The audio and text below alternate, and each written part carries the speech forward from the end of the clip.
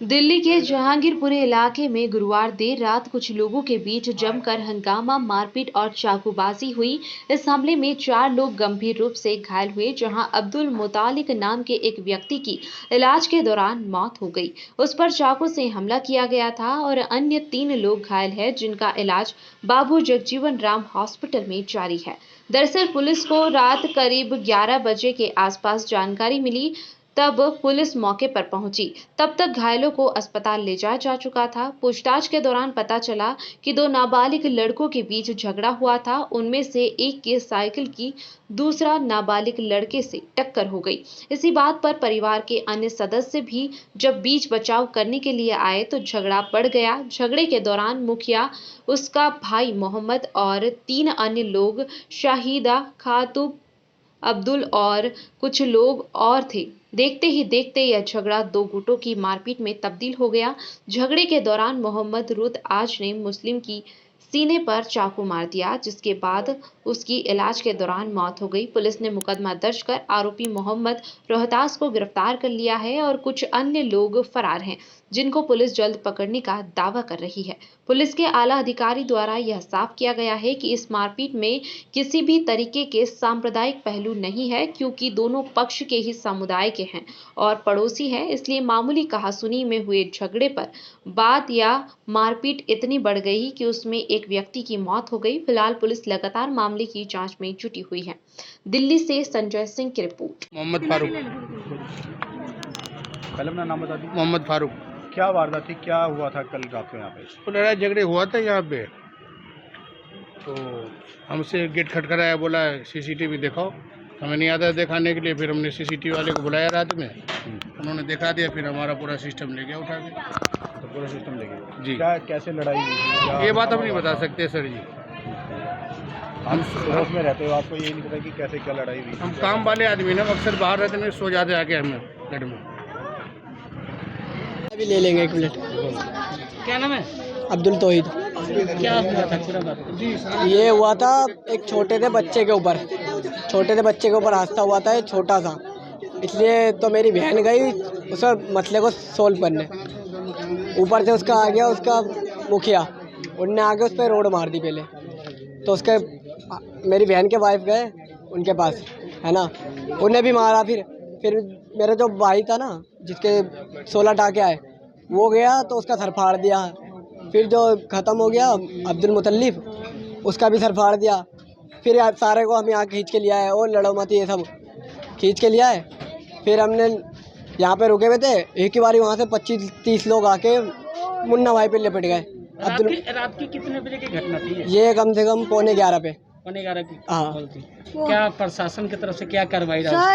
Sir हमें start हुई थी 10:15 बजे, जब से हमें तो उसे सजा दिलानी है, फांसी दिलानी है। मारा गया पूरा आधा घंटा का समय लेके। हमें तो फांसी दिलानी है, और पुलिस कोई कार्रवाई नहीं कर रही थी। हमारे कम से कम 30-40 कॉल कर दी पुलिस को, एक कॉल रिसीव नहीं कर रही। रिसीव कर रही है तो आ नहीं रही है, बोल रही आ रही हो, आ रहे कोई आ नहीं रहा। मर्डर हुआ तो जब बाद में आया, मर्डर होने के बाद आया है पुलिस वाले बाद में आए।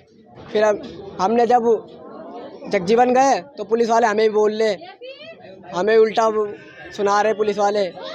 क्या मार? हाँ जी, क्या हुआ था? सर छोटे बच्चे वहाँ साइकिल चला रहा, तो उसे लग गया होगा पुलिया पे, उसने मारा उसको दबा के सिर पर। वो रोते हुए घर आया, वो अपने माँ बाप को बोला। उसके माँ बाप गए पूछने के लिए, वह क्यों बच्चे को मारे हो, तो उसने उसके ऊपर वार कर दिया। उसके बाद लड़के सभी बचाने गए, सबको पीटना शुरू कर दिया।